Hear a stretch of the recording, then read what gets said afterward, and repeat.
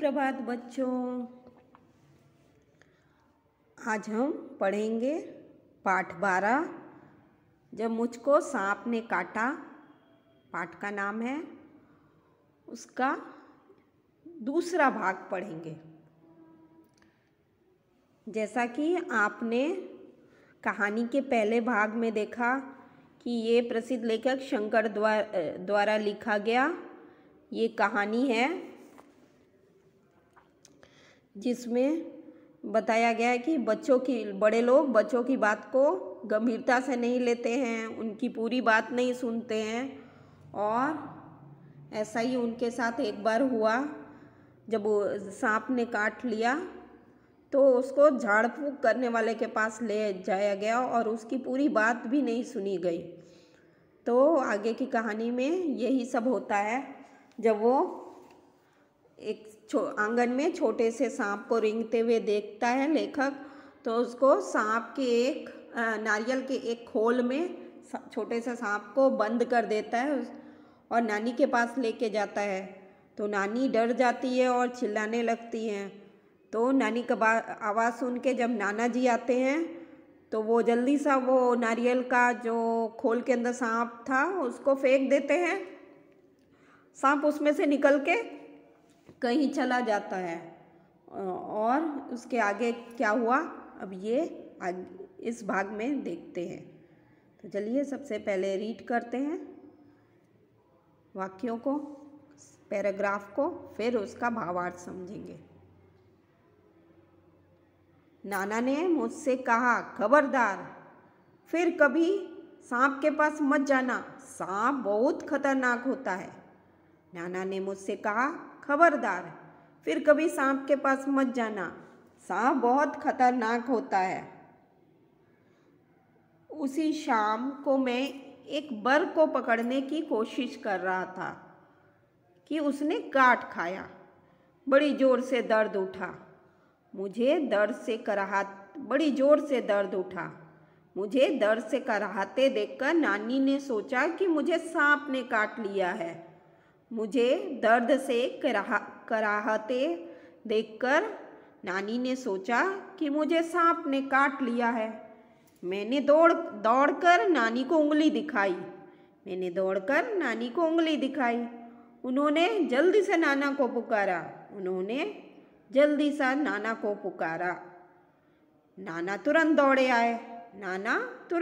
आए और मेरी उंगली को देखा। जहाँ बर ने काटा था वहाँ नीला निशान पड़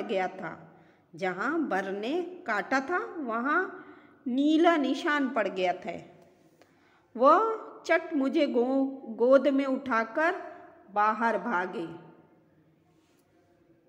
बाग और धान के खेतों को पार करके भागते भागते वह अपने घर से दूर एक छोटी सी झोपड़ी के सामने जाकर रुके।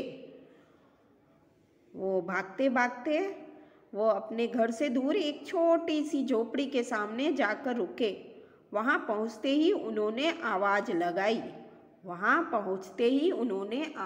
लगाई। उसी शाम को मैं एक बर को पकड़ने की कोशिश कर रहा था कि उसने काट खाया। बड़ी जोर से दर्द उठा। मुझे दर्द से कराहते देखकर नानी ने सोचा मुझे सांप ने काट लिया है। मैंने दौड़कर नानी को उंगली दिखाई। उन्होंने जल्दी से नाना को पुकारा। नाना तुरंत दौड़े आए और मेरी उंगली को देखा। जहाँ बर ने काटा था वहाँ नीला निशान पड़ गया था। वह चट से मुझे गोद में उठाकर बाहर भागे। बाग और धान के खेतों को पार करके भागते भागते वो अपने घर से दूर एक छोटी सी झोपड़ी के सामने जाकर रुके। वहाँ पहुँचते ही उन्होंने आवाज़ लगाई। चलो बच्चों, अब इसका भावार्थ समझते हैं। उसी शाम को जब उसने लेखक ने नारियल के खोल में सांप को बंद किया था और उस खोल को फेंक दिया था। और नाना ने बोला था कि सांप को अब मत छूना, सांप खतरनाक होता है। तो उसी शाम को जब लेखक एक बर ततैया होता है जो आसमान में उड़ता है और डंक भी मारता है, तो उसको पकड़ने की कोशिश कर रहा था लेखक।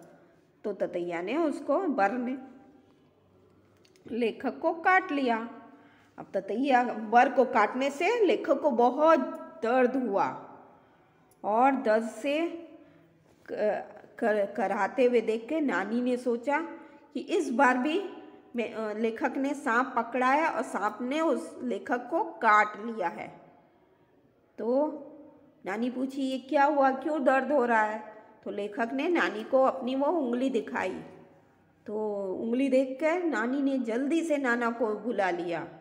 नाना तुरंत दौड़ के आए और उंगली को देखे तो जहाँ पे बर ने काटा था, जहाँ बर ने काट लिया था, वहाँ एक निशान, नीले रंग का निशान पड़ गया था। वो जल्दी से लेखक को गोद में उठाए और बाहर भागे। उनको लगा कि इस बार भी लेखक ने सांप को पकड़ा है और सांप ने उसको काट लिया है। बाघ और धान के खेतों को जल्दी जल्दी पार करके भागते भागते वो घर से बहुत दूर एक छोटी सी झोपड़ी के पास जाके रुक गए। वहाँ पहुँच के झोपड़ी के बाहर पहुँचकर उन्होंने आवाज़ लगाया, किसी को पुकारा। धन्यवाद बच्चों, बस इतना ही।